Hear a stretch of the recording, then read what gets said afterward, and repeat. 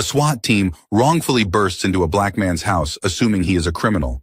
However, the SWAT team gets karma when they discover they have just destroyed an innocent man's house for no reason. Harold Jenkins sat in his favorite chair, the gentle glow of the TV casting flickering light across the quiet living room. His thoughts were miles away, focused on tomorrow's plans, visiting his granddaughter at school, picking up a new book from the store downtown. He relished these small moments of peace, the simplicity of his retirement. Then, everything exploded. The front door crashed inward with a deafening boom, wood splintering violently as it gave way. Harold barely had time to blink before black-clad figures stormed into the room. Rifles raised, lasers dancing across the walls. "Get on the ground! Now!" The command tore through the air like a crack of thunder. Harold's teacup slipped from his hand, shattering on the floor as his mind struggled to make sense of the chaos. He barely understood what was happening. Men in helmets, shields, weapons, shouting. It didn't belong here, not in his quiet home. "Get on the ground!" The voice came again, louder, closer, shaking the very walls. Harold's body reacted before his mind could catch up. Shaking, his heart hammering in his chest, he stumbled forward from his chair and dropped to his knees. The carpet scratched his knees as he tried to lie down, every movement slow, hesitant. He couldn't understand why. What was happening? Why were they here? Before he could settle fully on the floor, a boot slammed into his back, driving him down. Harold gasped as his chest hit the floor, the air knocked from his lungs. "Stay down!" The voice above him was full of authority. Anger even. It was a man's voice, sharp and impatient. Harold pressed his cheek into the carpet, his breath ragged as he fought to hold back a sob. "Are you Harold Jenkins?" The same voice demanded. Louder now, the boot still digging into his back. Yes, Harold managed to say, his voice barely above a whisper. "Where's the weapon? Where's the stash?" The voice barked, every word landing like a blow. Harold's mind spun. Weapon?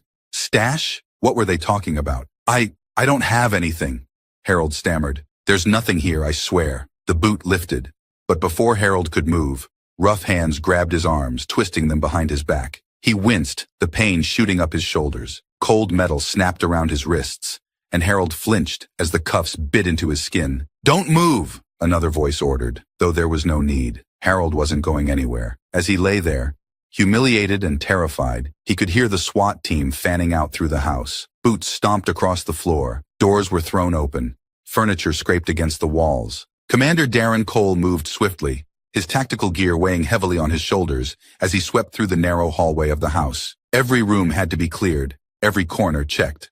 The intel had been solid. A tip-off from an informant about a dangerous dealer using this address as a hideout. Cole had been on hundreds of raids like this before. The details blurred together in his mind, but the objective was always the same. Eliminate the threat, secure the target, and get out. But something felt off. "Clear!" an officer shouted from the back bedroom. Cole barely glanced over as he approached a closed door on the right. He kicked it open, splintering the frame as he stormed inside, his flashlight cutting through the darkness. A child's bedroom. The bed was neatly made, the walls lined with posters of cartoon characters. A pink backpack sat at the foot of the bed, still zipped shut. Cole's pulse quickened, but he didn't hesitate. He tore the backpack open, rifling through the contents. Clothes, books, pencils. Nothing illegal, no weapons. He moved to the closet, yanking the door open. Nothing. "Anything?" he barked into his comms. "Negative. Every room's empty," came the reply. Cole's jaw clenched. The tip-off had been specific. This house, this address. The guy was supposed to be armed and dangerous. He'd led his team in expecting a firefight, but so far all they'd found was this empty house and the old man lying on the floor in the living room. "Keep searching," he ordered, moving out of the room. His boots thudded against the hardwood floor as he passed through the kitchen, where more officers were tearing through cabinets, pulling out drawers, dumping their contents onto the counter. Plates and glasses shattered as they hit the ground, the sound almost drowned out by the clamor of voices. But there was nothing, no sign of anything illegal, no stashes hidden behind walls or under floorboards. Cole's gut twisted. They'd been here too long, and there was no sign of the threat they were supposed to neutralize. Harold lay still on the floor, listening to the destruction happening around him. Every crash, every bang, every thud of footsteps made him flinch. His heart felt like it might burst from his chest, his breath shallow and ragged. He heard voices from deeper in the house, officers calling out to each other, but he couldn't make out the words. He wanted to cry out, to plead with them to stop, but his throat was too tight. He could only lay there, helpless, face pressed into the rough carpet, his hands cuffed behind his back. Suddenly, the sound of footsteps approached again. Heavier this time. The boot came off his back, and Harold dared to lift his head slightly, though his vision swam with tears. The officer standing over him knelt down, and before Harold knew what was happening, the cuffs were removed. "Sit up," the officer commanded. Harold pushed himself up slowly, his arms trembling from the strain. As he sat there on the floor, trying to catch his breath, the officer's voice came again, flat, emotionless. "We received a tip about a criminal living here," the officer said. "It seems we've made a mistake." Harold blinked, still dazed. A mistake. That's what this was. His mind struggled to comprehend the words. How could they call this a mistake after tearing his home apart, treating him like a criminal? Commander Cole appeared in the doorway, surveying the room. His gaze swept over the broken furniture, the scattered belongings, and finally, Harold, still sitting on the floor. For a brief moment, their eyes met, but Cole looked away quickly, as though he couldn't bear the sight of the man they'd just humiliated. Cole's radio crackled to life and he turned slightly, muttering something into the mic. Harold didn't catch the words. He felt numb, disconnected from everything around him. "Let's move," Cole ordered, his voice low but commanding.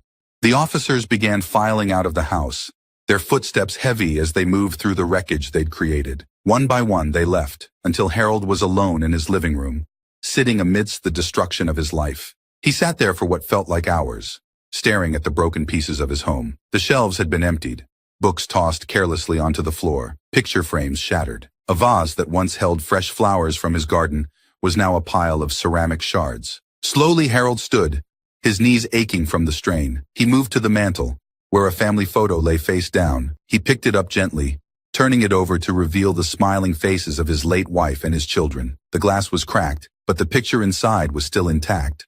Harold's hands trembled as he clutched the frame to his chest. A mistake. That's what they called this. But this was no mistake to him. It was a violation, an intrusion that had stripped him of his dignity, his sense of safety, and no amount of fixing doors or cleaning up the mess would change that. As he stood there, clutching the photo, the weight of what had happened began to settle in. He was no longer the man who could sit peacefully in his living room, enjoying his retirement. That man was gone, replaced by someone else, someone who had been torn down, broken by the very people who were supposed to protect him. The officers were gone, but their presence lingered, etched into the walls and floors of his home, and into Harold's heart. His life, like his house, would never be the same again. Harold sat on the driveway, a wool blanket draped over his shoulders, though it did little to warm him. He felt like he was outside himself, watching from a distance as paramedics hovered, checking his pulse, asking questions he barely heard.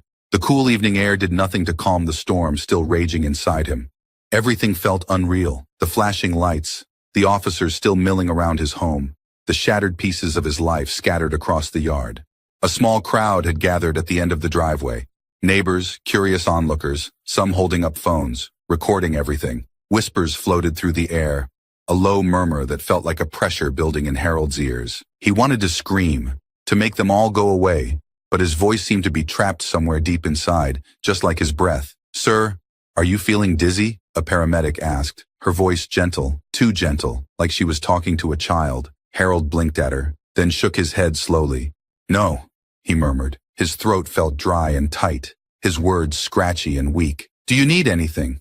"Water, maybe," she offered, but Harold just shook his head again. What did he need? What could they possibly give him to fix this? He looked past her, his gaze drifting back to the house. The front door hung crookedly on its hinges, the wood splintered and broken. Shards of glass from the windows glistened on the ground, twinkling mockingly under the streetlights. Inside, he could still see movement. Officers talking, gesturing, their faces serious, but they didn't look like they had any answers. As if on cue, a car screeched to a halt nearby, and Harold's heart skipped a beat. Michael.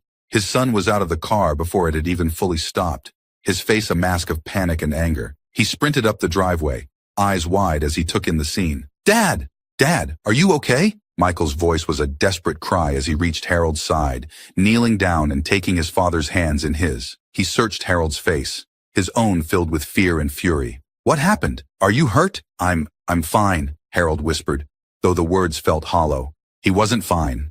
None of this was fine. But what else could he say? Michael's eyes roamed over Harold's hunched form, then darted to the paramedic. Was he hurt? Did they hurt him? His voice had an edge now, sharp and dangerous.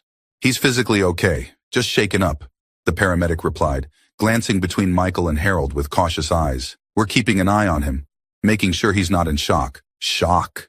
Michael repeated, his voice rising. He stood abruptly, his hands clenched into fists at his sides. "They kicked down his door, dragged him out here like a criminal. And you're worried about shock?" Before anyone could respond, Michael turned, his eyes blazing as they locked onto the SWAT commander standing near the driveway. Darren Cole was speaking into his radio, his helmet off now, his expression grim. Michael stormed toward him, his steps quick and purposeful, the restrained fury radiating off him like heat. "What the hell did you do to my father?" Michael shouted, his voice cracking through the air. Heads turned, people drew closer, their phones still held high, capturing every second. Commander Cole glanced up, his eyes narrowing as he sized up Michael. "Sir, I need you to calm down," he began, his tone measured, almost condescending. "Calm down?" Michael's voice was incredulous. "You break into my father's house, terrorize him, tear everything apart, and you want me to calm down? We received a credible tip that a dangerous suspect was inside this residence," Cole said evenly. His gaze flicked briefly to Harold, still sitting on the ground, then back to Michael. "We had to act on that information." "A tip? That's all you had?" Michael stepped closer, his voice lowering but losing none of its intensity. "You didn't bother to verify anything? You just burst in, guns blazing, and humiliate an old man in his own home?" Cole's jaw tightened, his expression hardening. "We followed protocol. The safety of the public is our top priority." Michael let out a harsh, bitter laugh. "Safety? You call this safety?" He gestured wildly toward the house, toward his father, his voice breaking. "You call this protecting the public?" Cole's eyes flashed with something. Anger, frustration, but he kept his voice steady. "We're sorry for what happened to your father, but we were acting on reliable information." "Sorry?" Michael's voice was almost a roar now, drawing the attention of everyone around. "You think saying sorry is going to fix this? Look at what you did. Look at him." He pointed toward Harold, who was staring vacantly at the ground, his shoulders hunched, the blanket slipping from his back. Cole glanced over again, his face stony. "We're still investigating the tip that led us here. It was a mistake, but it was an honest one." "An honest mistake?" Michael's voice cracked, his hands shaking. "Do you even hear yourself? You could have seriously hurt him or worse. Do you understand that?" Cole's face darkened, but he took a step back, holding up his hands. "I understand that you're upset, but this isn't helping. We're trying to—" "No, you don't understand." Michael cut him off, his voice hoarse. "You don't understand because you don't have to live with this. You get to go home tonight and forget this ever happened, but my father—" He trailed off, his voice choked with emotion. Cole's gaze hardened. "I understand that this is difficult for you, but I have a job to do. We're doing everything we can to—" "To what?" Michael snapped. "To clean up the mess you made? To cover your asses so you don't have to admit you screwed up? Is that it?" "Sir, I'm going to have to ask you to step back," Cole said, his voice low, his posture shifting, tensing as if preparing for a fight. Michael took a step forward, his eyes blazing. "Or what? You going to arrest me too? Drag me off for daring to speak out after what you did?" Before the situation could escalate further, another officer stepped forward, placing a firm hand on Cole's arm. "Commander, we should go," he said quietly.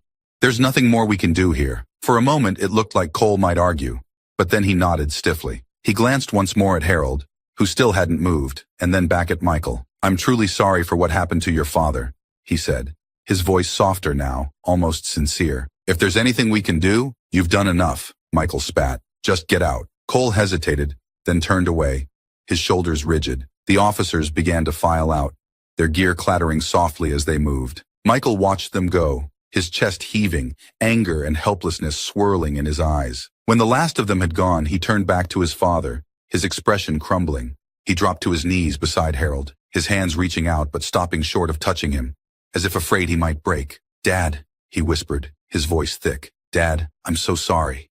I didn't know. I got here as fast as I could." Harold looked up at him, his eyes tired, lost. He shook his head slowly, his voice a whisper. "It's not your fault, Michael. It's not your fault." Michael closed his eyes, swallowing hard. "We're going to make this right, okay? We're going to hold them accountable. They can't just do this." Harold's gaze drifted back to the house, to the shattered windows, the broken door. He felt so tired, so empty. "I just want to go inside," he said softly. "I want to go home." Michael nodded, his eyes wet with unshed tears. He helped his father to his feet, guiding him gently back toward the house. As they stepped through the broken doorway, the devastation inside hit Michael like a punch to the gut. The living room was unrecognizable, furniture overturned, books and papers strewn everywhere. pieces of glass and wood scattered across the floor. Harold stopped just inside the doorway, his shoulders slumping as he took it all in. "This was our home," he murmured, his voice barely audible. "Your mother, we made this home." Michael's heart ached as he looked at his father, so small and fragile in the midst of the wreckage. "We'll fix it, Dad," he said quietly. "We'll fix everything." Harold nodded absently, his gaze still fixed on the broken pieces of his life. I don't understand. Why did they—" His voice trailed off, his eyes filling with tears. Michael wrapped an arm around his father's shoulders, holding him close. "I don't know, Dad," he whispered, "but we're going to find out. I promise." They stood there together, surrounded by the ruins of what had once been a sanctuary, and as the night deepened around them, the weight of what had happened settled over them both, heavy and suffocating. For Harold, the house no longer felt like home. It was just a shell, a place where everything he had built, everything he had cherished, had been torn apart in an instant. And no matter how many promises his son made, he knew that some things, some losses, could never be made right again. The morning sun filtered through the broken windows of Harold's house, casting fractured shadows across the floor. He sat at the kitchen table, a mug of coffee cooling untouched in front of him. The house, usually filled with the comforting hum of daily life, was now silent and uneasy, every creak and groan a reminder of the chaos that had torn through it just hours ago. Michael moved through the kitchen, his presence agitated and restless. He was on the phone, pacing back and forth, his voice low but tense. "No, they had no warrant. They just burst in," he said, his tone sharp. "I don't care what the protocol says, they can't just do this. I want to file a formal complaint. Today." He glanced at his father, his eyes softening briefly before his expression hardened again. "Yes, I'll be there. 10 o'clock. He ended the call and took a deep breath, his jaw tight. He looked at Harold, who was staring blankly at his untouched coffee. "Dad, I'm going to the police station this morning. We're going to file a complaint against them." Harold didn't respond immediately. His gaze was fixed on the tabletop, the fine lines of the wood grain blurring as his mind drifted. The events of the night before played on a loop in his head. The shouting, the boots on his back, the cold metal of the handcuffs biting into his wrists. He shuddered, his body tensing at the memory. "Dad?" Michael's voice broke through, pulling him back. He looked up, meeting his son's concerned eyes. "What?" Harold asked, his voice hoarse. "We're filing a complaint," Michael repeated gently. "Against the SWAT team. They had no right to do what they did." Harold shook his head slowly, a deep weariness settling over him. "I don't know, Michael. I don't want any more trouble." "It's not about causing trouble," Michael said, his voice tightening. "It's about holding them accountable. They can't just barge in like that, treat you like a criminal, and then walk away like it's nothing." Harold looked away, his eyes drifting to the shattered living room. The sunlight caught on shards of glass that still littered the floor, reflecting tiny pinpoints of light. It was all so overwhelming, so surreal. This wasn't his life, wasn't how things were supposed to be. "I'm tired, Michael," he murmured. "I just want things to go back to the way they were." Michael's face softened, and he moved closer, sitting down across from his father. "I know, Dad.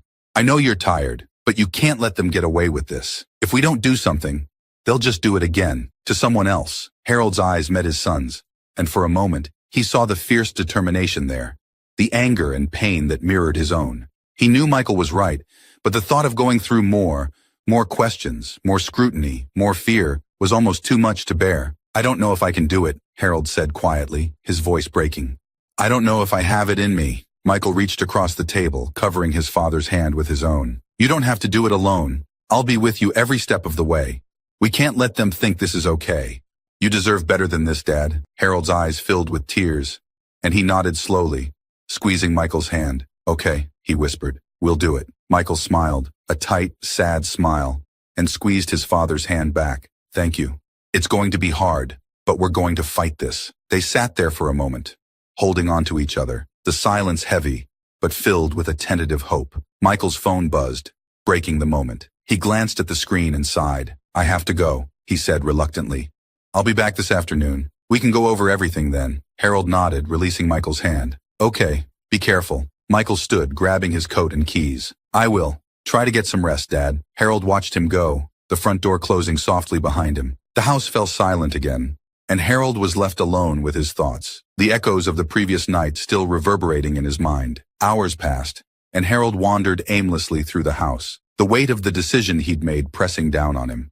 He found himself in the living room, staring at the broken frames and toppled shelves, the books scattered across the floor, He bent down slowly, his joints aching, and picked up one of the books, an old photo album. Its cover worn and faded. He opened it carefully, his hands trembling. The pictures inside were a collage of memories. His children's first days of school, family vacations, birthdays. Each photo a snapshot of a life that had once felt whole, complete. He turned the pages slowly, his eyes misting as he traced the faces of his family. There was a photo of his wife, smiling brightly at the camera, her arm around a much younger Michael, both of them laughing. Harold's throat tightened as he looked at her face, her eyes so full of life. "I wish you were here," he whispered, his voice cracking. "I don't know what to do." He closed the album gently and set it back on the shelf, his hand lingering on its worn spine. The decision to fight felt enormous, overwhelming. But he knew Michael was right. If they did nothing, it was like saying it was okay, like saying he deserved what happened. And that was something he couldn't accept. When Michael returned later that afternoon, Harold was sitting on the couch, a look of quiet determination on his face. Michael took one look at his father and knew something had shifted. "Hey," Michael said softly, sitting down beside him. "How are you feeling?" Harold took a deep breath, his gaze steady. "I want to do this, Michael. I want to file the complaint." Michael's face lit up with relief and pride. "Are you sure?" Harold nodded. "Yes, it's not just about me. It's about everyone they've done this to and everyone they might do it to if we don't stop them." Michael reached out and took his father's hand, squeezing it gently. "We'll do it together, Dad. I promise you. We'll fight this." Harold nodded again, his jaw set, his eyes bright with resolve. "Okay, let's do it." The next day, they sat in a small, cramped office at the police station. A young officer typing up their statement as Harold recounted what had happened. His voice was steady, but there was a tremor in his hands as he spoke, the words heavy and painful. Michael sat beside him, his presence solid and supportive, occasionally glancing at the officer with a fierce, protective look in his eyes. The officer nodded along, his expression tight and uncomfortable, typing quickly as Harold spoke. When it was over, the officer printed out the complaint and handed it to Harold. "You need to sign here, sir," he said quietly. Harold took the pen, his hand shaking slightly as he signed his name at the bottom of the page. As he set the pen down, he felt a strange mix of emotions, fear, anger, but also a sense of relief. It was a small step, but it was something. "Thank you," Michael said, his voice firm. "We'll be in touch." The officer nodded, and they left the station, stepping out into the bright afternoon sun. Harold blinked, his eyes adjusting to the light. He felt different, lighter somehow, like a weight had been lifted from his shoulders. Michael turned to him, his eyes shining with pride. "You did great, Dad," Harold smiled, a small, weary smile, but a real one. "We're just getting started," Michael nodded. "Yeah, we are, but we're in this together." They walked to the car, side by side, the first steps of their fight behind them, and so many more ahead. But for the first time since that terrible night, Harold felt a glimmer of hope, a sense that maybe, just maybe, they could make things right again. And as they drove away from the police station, Harold looked out the window, his heart still heavy, but his spirit just a little bit lighter. It wasn't going to be easy. Nothing worth fighting for ever was. But he wasn't alone. He had Michael. And together, they were going to take on this fight. One step, one day, one battle at a time. The days that followed were a blur of meetings, phone calls, and paperwork. Michael was relentless, throwing himself into the fight with a single-minded determination that both inspired and worried Harold. They spent hours at the law office, meeting with Michael's legal team, going over the details of the raid again and again. Today, they were back at Michael's office, a cramped room filled with stacks of case files and legal books. Harold sat at the small conference table, a thick folder of documents in front of him. His fingers trembled as he turned the pages, his eyes scanning the dense legal language that felt foreign and overwhelming. Michael paced back and forth, his phone glued to his ear, his voice low and urgent as he spoke to another lawyer on the team. "Yes, we need everything. Every report, every piece of evidence they have. I don't care how long it takes. We're going to need it all." He ended the call and looked at his father, his expression softening slightly. "How are you holding up, Dad?" Harold glanced up, giving a small, tired smile. "I'm okay.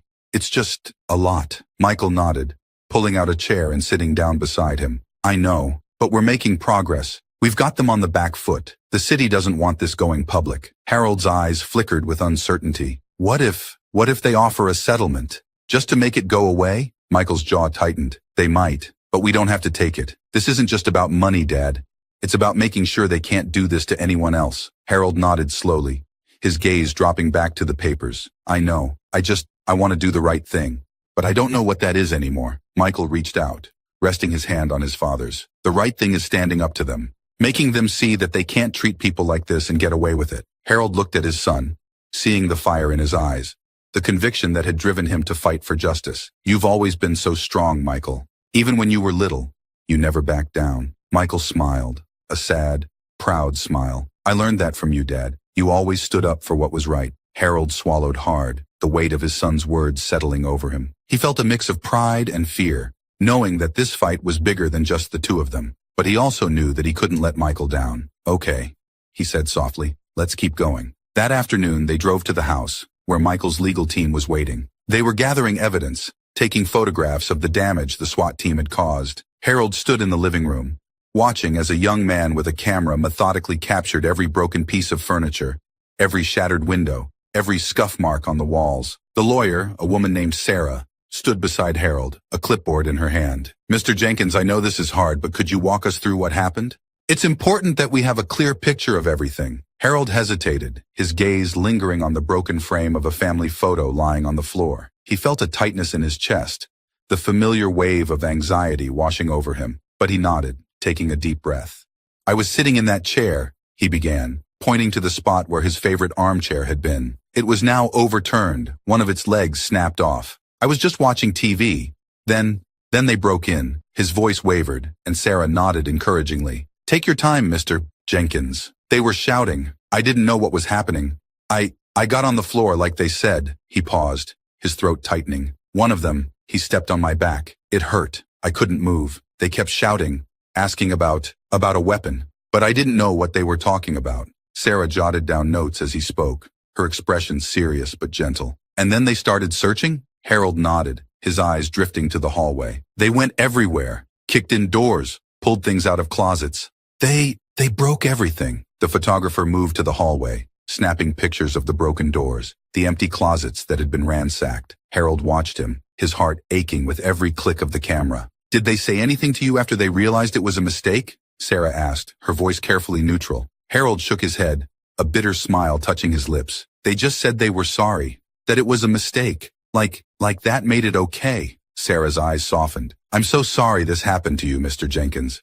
We're going to make sure they answer for this. Harold looked at her, seeing the determination in her eyes, so much like Michael's. He nodded slowly, though a part of him still wondered if anything could really make this right. Back at the office later that evening, the team gathered to review the evidence they had collected. Michael stood at the front of the room, a projector displaying the photos of Harold's home on the wall behind him. We have everything we need to show that the SWAT team acted recklessly, Michael said, his voice strong and confident. They destroyed property, terrorized my father, and all without a shred of evidence to back up their actions. Sarah nodded, flipping through her notes. We've also pulled records of similar incidents. This isn't the first time they've raided the wrong house. We can establish a pattern of negligence. Michael's eyes flashed with anger. Good. We're going to show them that this isn't just one mistake. It's part of a larger problem. We need to make them see that they can't keep getting away with this. Harold listened quietly, his heart heavy with a mix of hope and fear. He appreciated Michael's passion, his drive to hold the police accountable.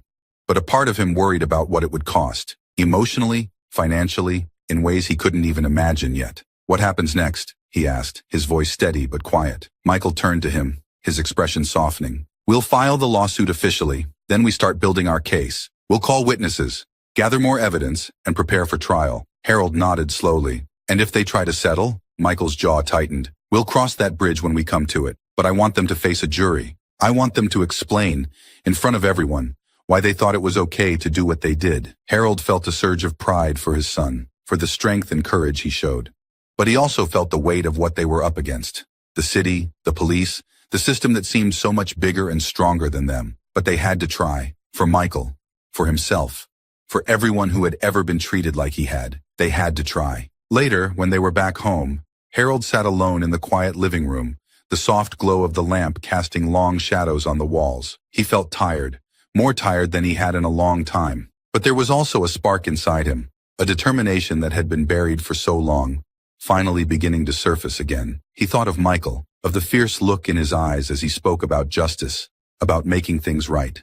He thought of the young lawyer, Sarah, and her calm assurance that they could win this fight. And he thought of himself, of the man he used to be, strong, sure, unafraid to stand up for what was right. Maybe that man wasn't gone after all. Maybe he was still there, beneath the fear and the pain and the doubt. Harold took a deep breath, his eyes closing briefly as he let the air fill his lungs, then released it slowly. He wasn't sure what the future held, but he knew he couldn't let fear stop him. Not now. Not when they had come this far. He would fight. For himself. For Michael. For everyone who had ever been made to feel small and powerless. He would fight, and he would win, because he had to.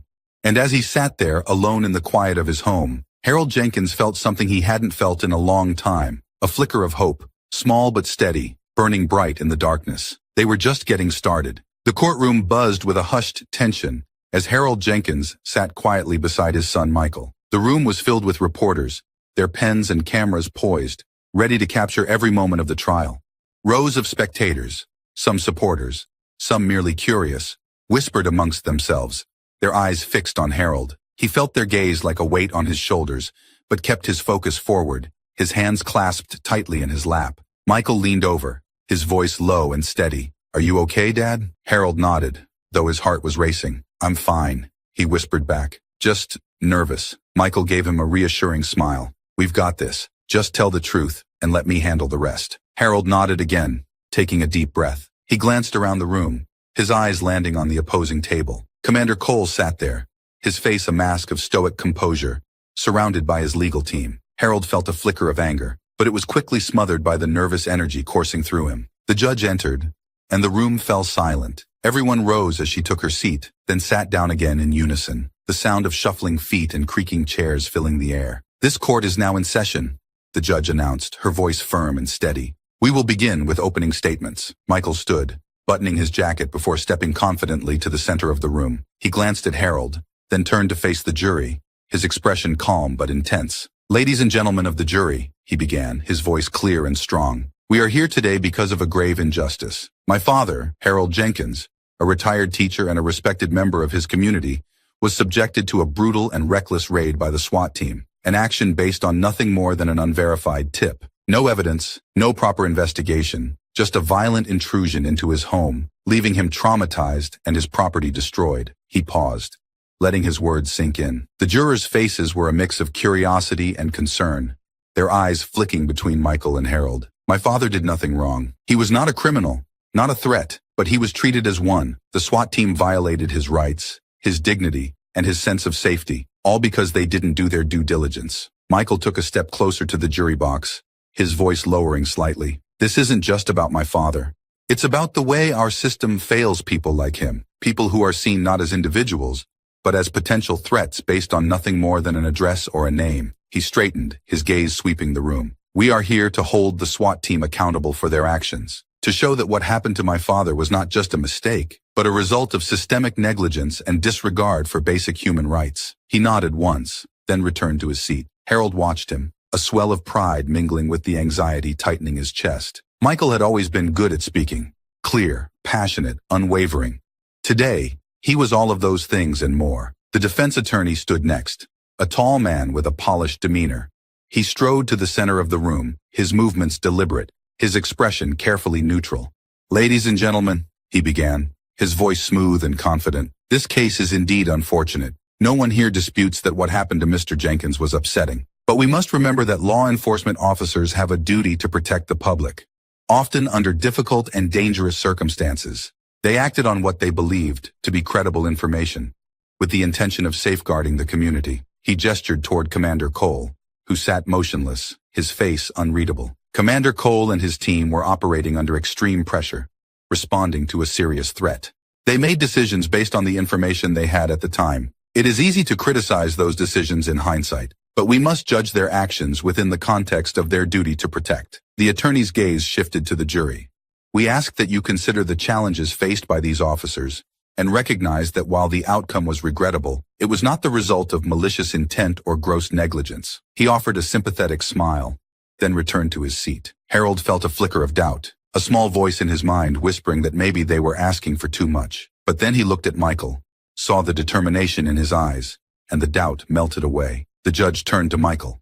"You may call your first witness." Michael stood, his expression serious. "We call Harold Jenkins to the stand." Harold's heart jumped. He had known this moment was coming, but now that it was here, the reality of it struck him like a blow. He rose slowly, his legs feeling unsteady, and made his way to the witness stand. The room seemed to hold its breath as he was sworn in, then sat down, his hands gripping the edges of the seat. Michael approached, his eyes gentle. "Dad, can you tell the court what happened on the night of the raid?" Harold swallowed hard, his mouth dry. He glanced at the jury, then back at Michael, his voice trembling slightly as he began. "I was sitting in my living room watching TV. It was quiet, just a normal evening." He paused, taking a deep breath. Then, suddenly, the door, it just exploded. There was this loud crash and these men, officers, stormed in. They were shouting, pointing weapons at me. I didn't know what was happening." He blinked, his vision blurring as the memory washed over him. "They told me to get on the ground. I was so scared. I didn't understand why they were there. I did what they said, but one of them, he stepped on my back. I couldn't breathe. They were shouting, asking about a weapon, about substances, but I didn't know what they meant. I didn't have anything." His voice broke, and he glanced down, his hands trembling. He felt the eyes of the room on him, but he pushed through, his voice steadier as he continued. "They tore through my house. They broke doors, threw things around. I just lay there on the floor, listening to them destroy everything. And then, after all that, they said it was a mistake, that they were sorry. But it didn't feel like enough. It wasn't enough." Michael's voice was gentle, but firm. "How did that experience affect you, Dad?" Harold closed his eyes, the pain and fear still raw, still fresh. I don't feel safe anymore. In my own home, I can't sleep. I keep thinking they're going to come back. That they'll make another mistake." He looked at Michael, his eyes shining with unshed tears. "They took away my peace. My home doesn't feel like home anymore." Michael nodded, his face tight with emotion. "Thank you, Dad." The defense attorney approached, his expression carefully neutral. "Mr. Jenkins, I'm very sorry for what happened to you. But can you confirm that the officers didn't physically harm you beyond restraining you?" Harold frowned, his mind struggling to process the question. "I wasn't hurt badly, no, but it wasn't just about being hurt. It was the way they treated me, like I was, like a criminal?" The attorney interjected, his tone calm. "Mr. Jenkins, the officers were following protocol in a high-risk situation. They believed there was a dangerous individual inside. Do you understand that they were acting to protect the community?" Harold's jaw tightened. "I understand they have a job to do, but they didn't treat me like a person. They didn't even check if they had the right house before they broke in. They just assumed." The attorney nodded, his expression sympathetic. "I understand, Mr. Jenkins, but isn't it true that the officers apologized once they realized their mistake?" Harold's eyes narrowed. "They said sorry, but it didn't change what they did. Saying sorry didn't make it okay." The attorney nodded again, then returned to his seat. No further questions. Harold felt a wave of exhaustion wash over him as Michael stepped forward again. "No more questions, Your Honor." The judge nodded. "You may step down, Mr. Jenkins." Harold stood, his legs trembling slightly as he made his way back to his seat. Michael squeezed his shoulder as he sat down, his eyes filled with pride and something else, something fierce and protective. "You did great, Dad," Michael whispered. "You were perfect." Harold gave a small, tired smile, but his heart was heavy. He had done his best, but he wasn't sure if it would be enough. He looked at Commander Cole, who was watching him with an unreadable expression, and felt a pang of anger and fear. The rest of the day passed in a blur of testimonies and cross-examinations. Michael called several witnesses, neighbors who had heard the raid, experts who spoke about the psychological impact of such incidents. The defense countered with their own witnesses, officers who testified about the dangers they faced, the split-second decisions they had to make. By the end of the day, Harold felt drained, his mind spinning with everything he had heard. He watched as the judge adjourned the court, as people began to file out, their voices low and murmuring. Michael was packing up his papers, his face set and determined. "We're making progress," he said, glancing at his father. "They're trying to paint this as just a misunderstanding, but we're showing the jury what really happened." Harold nodded, though he felt uncertain. "I just want it to be over," he said quietly. "I want to go home and not feel afraid." Michael's eyes softened. "I know, Dad, and we're going to get there, one step at a time." They gathered their things and left the courthouse, stepping out into the cool evening air. Reporters clustered around, their voices a cacophony of questions and cameras flashing.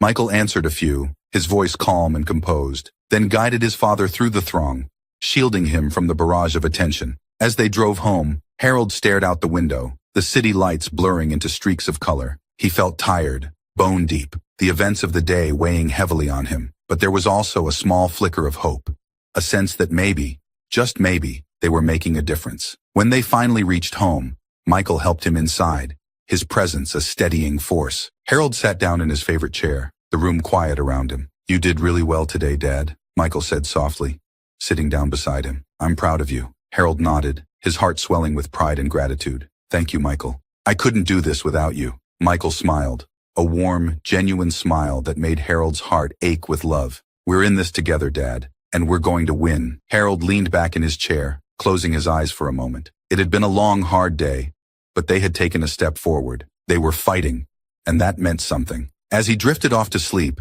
Harold felt a sense of peace he hadn't known in a long time. The road ahead was still uncertain, still fraught with challenges, but he wasn't alone. They were going to see this through, no matter what. The courtroom felt colder as the defense took their turn. The atmosphere was charged, the air heavy with anticipation and unease. Harold sat beside Michael, his fingers tapping nervously on the armrest of his chair. He had told his story, laid bare his fear and humiliation, but now it was their turn. The defense, the SWAT team's chance to justify what they had done. Michael leaned closer, his voice a soft murmur. "Remember, Dad, whatever they say, just stay calm. They're going to try to twist things, make it seem like they had no choice. But we know the truth." Harold nodded, though his heart was pounding. He glanced across the room at Commander Cole, who was talking quietly with his attorney. The man looked composed, his expression serious, but calm. Harold wondered what it would feel like to be so sure of yourself, even when you'd done something so terribly wrong. The defense attorney, a tall, stern-looking man named Adams, stood and addressed the court. "Your Honor, ladies and gentlemen of the jury, we'd like to begin by calling Commander Darren Cole to the stand." Harold's stomach clenched as he watched Cole rise and make his way to the witness stand. The commander moved with a confident, almost casual grace, as if he belonged there, as if he were simply doing his job. He took the oath, then settled into the chair, his eyes focused and steady. Adams stepped forward, his voice calm and measured. "Commander Cole, can you please describe your role in the events of the night in question?" Cole nodded, his voice clear and steady. "Yes, I was leading the SWAT team that night. We had received credible information that a high-level dealer, known to be armed and dangerous, was hiding out at the address we were given." "And what was your primary concern when executing the raid?" Adams asked. "Our primary concern was the safety of the public and our officers," Cole replied. "We had to act quickly to apprehend the suspect before he could harm anyone or escape." Adams nodded thoughtfully. "And did you have any reason to believe that the suspect was not at the location provided?" Cole shook his head. "No, we didn't. The information we had was from a reliable source, and there was no indication that the suspect had left the premises." "So, you believed you were acting in the best interests of public safety?" "Yes," Cole said firmly. "We were acting on the information we had at the time. Our goal was to neutralize a potential threat to the community." Harold felt his anger rising. He wanted to shout, to tell the jury that this man was lying, that there had been no threat, no danger, only his quiet home and his own fear. But he held his tongue, his jaw clenched tightly. Adams continued, "Can you describe the situation when you entered the house? Did anything happen that made you believe the suspect was present?" "There were no visible signs of the suspect," Cole admitted.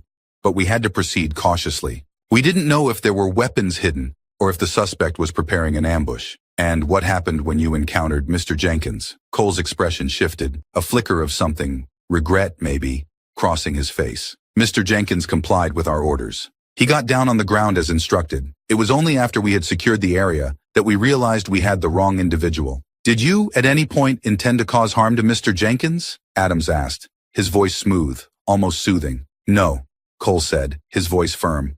"Our intention was never to harm anyone. We were there to apprehend a dangerous suspect. The situation was unfortunate, but we followed protocol." Harold's hands tightened on the armrest. Protocol. That word felt like a slap in the face.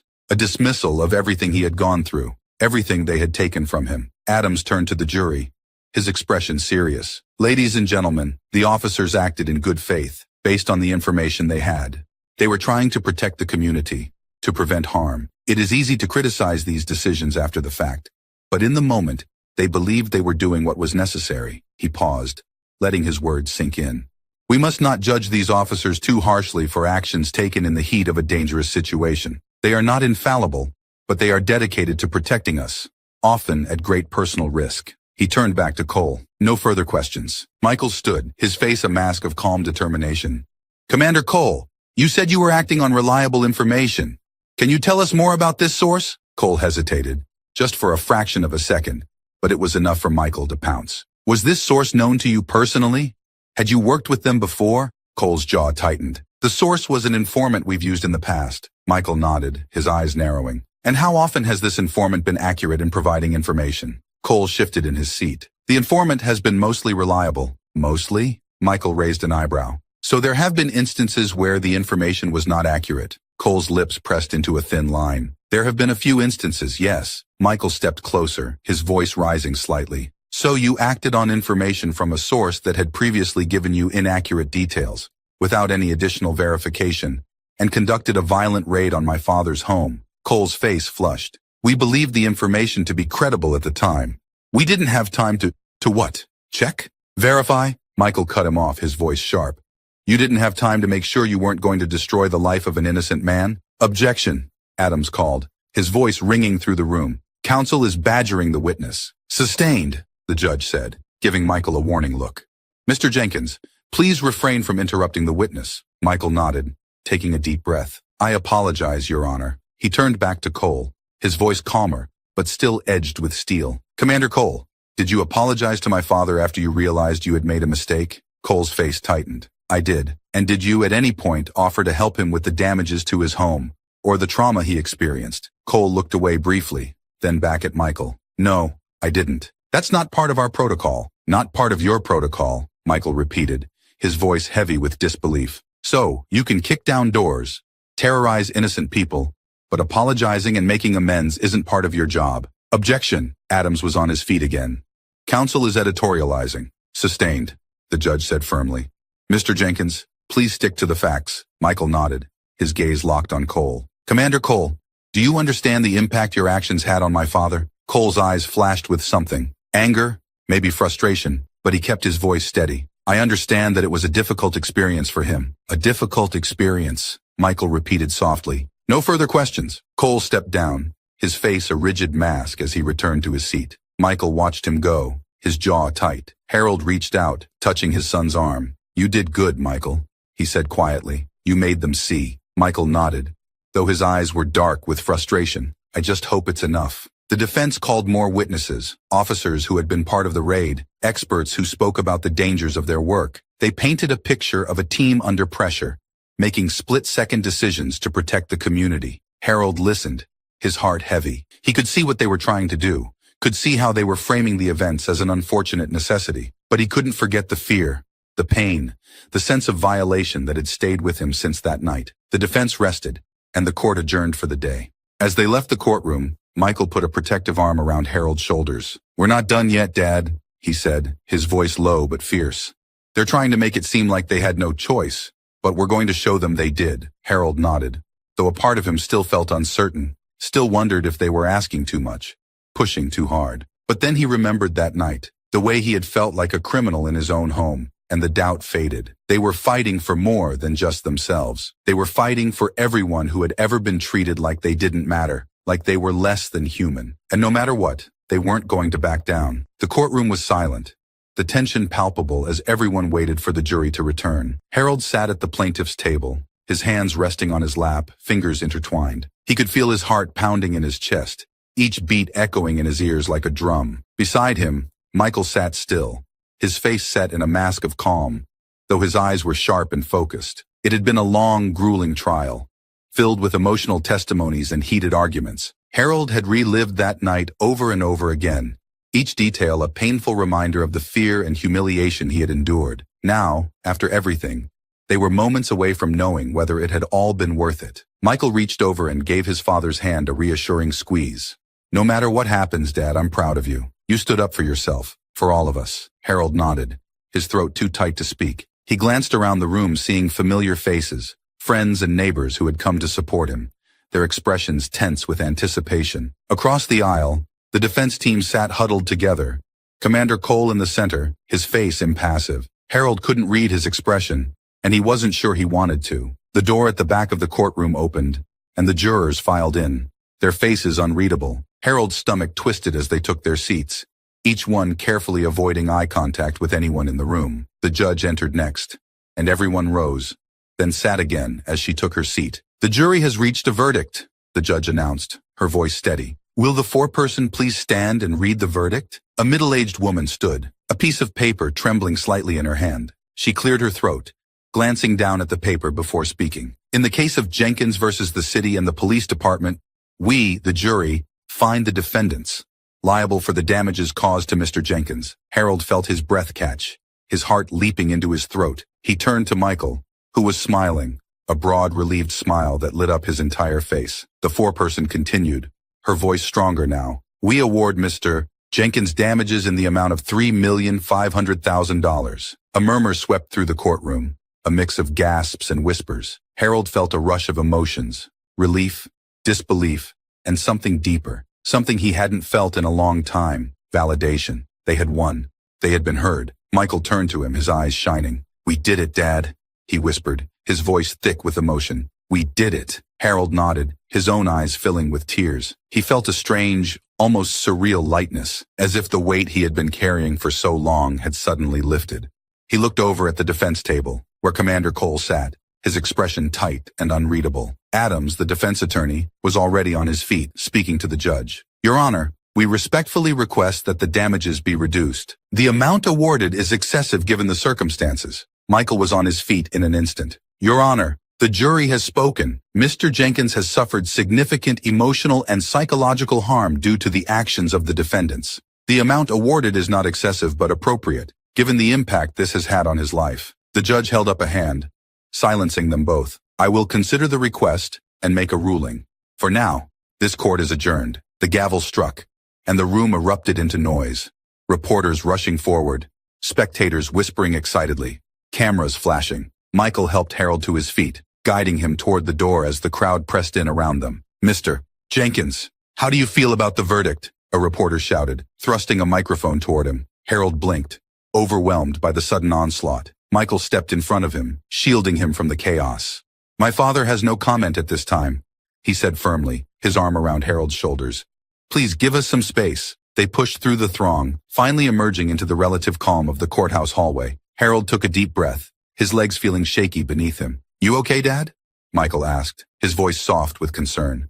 Harold nodded slowly. I think so. It's just a lot to take in. Michael smiled, squeezing his father's shoulder. I know, but we did it. You stood up to them, and you won. Harold felt a swell of pride and gratitude. He looked at his son, seeing not just the fierce advocate who had fought for him in court, but the boy he had raised, the man he had always hoped Michael would become. Thank you, Michael, he said quietly. I couldn't have done this without you. Michael's smile widened, a flash of boyish pride in his eyes. I'm just glad you're okay, Dad. That's all that matters. They drove home in silence, both of them lost in their thoughts. As they pulled into the driveway, Harold felt a pang of anxiety. The house still bore the scars of that terrible night. The broken doorframe, the shattered windows that had been hastily boarded up. The sight of it all brought the memories flooding back, the fear and confusion, the sense of being utterly powerless. Michael parked the car and turned to him. We'll get it all fixed, Dad. This is just the beginning. We're going to make things right. Harold nodded, though a part of him wondered if things could ever truly be right again. Money wouldn't bring back his sense of safety, his peace of mind. But it was something. A recognition of the wrong that had been done to him. And that, at least, was a start. They stepped inside, the air thick with the musty scent of dust and disuse. Harold moved slowly, his eyes scanning the damage that still marred the walls and floors. He felt a pang of sadness, but also a spark of determination. This was his home, his sanctuary, and he would not let what happened define it, or him. We should get someone in to start the repairs, Michael said, his voice thoughtful. And maybe a security system. Cameras, alarms, whatever you need to feel safe. Harold glanced at him, surprised by the suggestion. A security system? Michael nodded. Yeah, I don't want you to feel scared anymore. I want you to know that you're safe here. Harold felt a lump rise in his throat. He hadn't realized how deeply the fear had taken root, how it had colored every moment since that night. But Michael saw it, and that simple act of kindness, of wanting to protect him, meant more than any court verdict ever could. That sounds like a good idea, Harold said softly. Thank you, Michael. Michael smiled, the tension easing from his face. We'll get through this, Dad, one step at a time. They spent the rest of the day making plans, repairs to the house, security measures, even a trip Harold had always wanted to take, but had never felt brave enough to plan. As the sun set, casting a warm glow through the broken windows, Harold felt something shift inside him, a small, tentative hope, like a seed just beginning to sprout. That evening, as they sat together in the living room, Harold looked around at the familiar space. the scattered books and pictures that had been his life's backdrop for so many years. It was still his home, still filled with the echoes of laughter and love that no amount of violence could erase. He turned to Michael, his heart full. "I'm proud of you, son. You fought for me. You made them see me." Michael's eyes shone with unshed tears. "I just did what you taught me, Dad. You always told me to stand up for what's right." Harold smiled, a deep, genuine smile that felt like sunlight breaking through clouds. "I'm glad you remembered." They sat in companionable silence for a while, the house quiet around them. For the first time in what felt like forever, Harold felt a sense of peace. The road ahead was still uncertain, still filled with challenges, but they had come this far, and they would keep going. And as he sat there, his son beside him, the weight of the past months seemed to lift, just a little. He wasn't healed. Not yet, but he was beginning to believe that healing was possible. He looked around his home, the place that had been the heart of his life for so many years, and saw not just the damage, but the possibility of repair, of renewal. They would fix the broken doors, the shattered windows. They would rebuild, stronger than before, because that's what you did when something tried to break you. You stood up, you fought back, and you rebuilt, one step, one day, one brick at a time. They had won the verdict, but more importantly, they had won their dignity, their voice, their right to be seen and heard, and that, Harold knew, was something worth fighting for. The house felt different, even though the repairs had been completed. New windows replaced the ones shattered during the raid. The doors were solid again, the walls freshly painted, covering the scars that had once marked them. But Harold knew that appearances could be deceiving. Just because something looked whole didn't mean it was. Harold stood in the middle of the living room, his eyes scanning the space. It was strange how familiar everything seemed, yet how alien it felt. The newness of it all, a pristine, undisturbed facade, only served to highlight the disquiet within him, a dissonance he couldn't shake. He hadn't slept properly in weeks.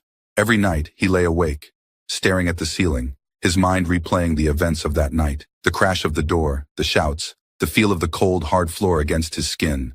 He tried to push the memories away, to think of anything else, but they clung to him like shadows. He turned slowly, his eyes falling on the photograph that now sat on the newly repaired mantel. It was a picture of him and his late wife, taken on their 40th wedding anniversary. They were smiling, holding hands, their faces alight with happiness. He remembered that day vividly, the warmth of the sun, the laughter of their children, the way his wife's hand felt in his, soft and strong. "I wish you were here," he whispered, his voice breaking. "I don't know how to do this without you." The house was quiet, the only sound the faint hum of the refrigerator in the kitchen. It felt too quiet, as if the very walls were holding their breath, waiting for something to break the silence. He had thought that winning the case would bring him peace, but it hadn't. If anything, it had only made the emptiness more profound, the loneliness more acute. The settlement money sat in his bank account, untouched. Michael had suggested using it to travel, to take a vacation somewhere far away from the memories that haunted him. But the thought of leaving, of stepping outside the fragile safety of his home, filled him with an inexplicable fear. A knock on the door startled him, pulling him out of his thoughts. His heart lurched, and for a brief, terrifying moment, he was back there again, on the floor, the boot pressing down on his back, the shouts ringing in his ears. He closed his eyes, forcing himself to breathe, to remember where he was, that he was safe. The knock came again, softer this time. "Dad, it's me." Michael's voice. Harold let out a breath he didn't know he was holding. He crossed the room slowly, his steps measured, and opened the door. Michael stood on the porch, his face lined with concern. "Hey," Michael said softly, "I brought dinner. Thought we could eat together." Harold nodded, stepping back to let his son in. "Thank you, Michael. That sounds nice." They moved to the kitchen, where Michael began unpacking takeout containers. The familiar smells of fried chicken and mashed potatoes filled the air, a comforting scent that reminded Harold of family dinners and Sunday afternoons. They ate in silence for a while, the clink of cutlery the only sound between them. Harold picked at his food, his appetite gone, though he tried to hide it for Michael's sake. "You're not eating much, Dad," Michael said gently, his eyes full of worry. "Are you feeling okay?" Harold forced a smile. "I'm fine, just not very hungry," Michael set his fork down, his expression serious. "Dad, I'm worried about you. You've barely left the house since the trial ended. I know this has been hard, but you can't keep isolating yourself like this." Harold looked away, his chest tightening. "I don't know what to do, Michael. I thought winning would make it better, but I still feel scared all the time." Michael reached across the table, his hand covering Harold's. "It's okay to feel that way, Dad. What you went through was traumatic. It's not something you can just get over." Harold's eyes filled with tears, and he looked down, ashamed of his own weakness. I just want to feel normal again. I want to be able to sleep without waking up in a panic, without feeling like they're going to come back. Michael's grip tightened, his voice steady and full of love. You don't have to do this alone, Dad. There are people who can help, therapists, support groups. There's no shame in asking for help. Harold shook his head, his voice trembling. I don't know if I can talk about it. Not again. It's too hard. Michael nodded, his eyes soft. I understand, but it's a process, Dad. Healing takes time, and it's okay to take small steps. Maybe just talk to someone once. See how it feels. You don't have to commit to anything. Harold hesitated, his heart aching with the fear and confusion that had plagued him for so long. But he saw the hope in Michael's eyes, the love and concern, and something in him shifted. Maybe, he whispered, the word feeling foreign and tentative on his tongue. Maybe I'll try. Michael's smile was gentle, his relief palpable. That's all I'm asking, Dad. Just try. They finished dinner in a companionable silence, and afterward, they sat together in the living room, the television playing softly in the background. Harold leaned back in his chair, the familiar creak of the old wood a comforting sound. Michael sat beside him, flipping through channels, his presence a steady, reassuring comfort. You know, I've been thinking, Michael said after a while, his voice casual. What if we took a trip? Just the two of us. Maybe go to the coast. Get some fresh air. It doesn't have to be far, just a change of scenery. Harold's first instinct was to say no, to retreat back into the safety of his home. But then he thought of the endless, sleepless nights, the days spent staring at the same walls, the crushing weight of fear that never seemed to leave him. A trip, he said slowly as if testing the idea. I don't know, Michael. I haven't been anywhere in so long. I know, Michael said softly, but maybe that's why we need to do it. Just get out of the house, see something new. You don't have to decide right now, but think about it, okay? Harold nodded, his mind spinning with the possibilities. It seemed daunting, almost impossible, but maybe, just maybe, it was a step he needed to take. For himself, for his son, for the chance to feel alive again. I'll think about it, he said quietly. And he saw the hope in Michael's eyes, the flicker of something brighter than the shadows that had clung to them for so long. That night, Harold lay in bed, staring at the ceiling. The house was quiet, the darkness thick and heavy around him. But something was different. The fear was still there, lurking at the edges of his mind. But it didn't feel as suffocating. Michael's words echoed in his ears, a soft, steady reassurance that he wasn't alone. He turned onto his side, his eyes drifting to the small clock on his bedside table. It was past midnight, and though his body was tired, his mind was still racing, replaying the conversation with Michael, the tentative plans they had made. He thought about the trip, the idea of leaving the house, of stepping out into the world again. It scared him, more than he wanted to admit. But it also sparked a tiny flicker of excitement, a sense of possibility that he hadn't felt in a long time. Maybe, he thought, as he closed his eyes, maybe it was time to take that step, to try, to heal. The road ahead was still long, still fraught with uncertainty.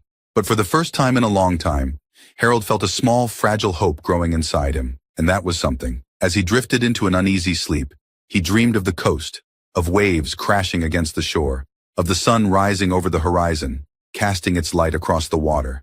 He dreamed of peace, of healing, of the possibility of finding himself again, one step at a time. And in the quiet darkness of his room, for the first time in months, Harold slept without fear.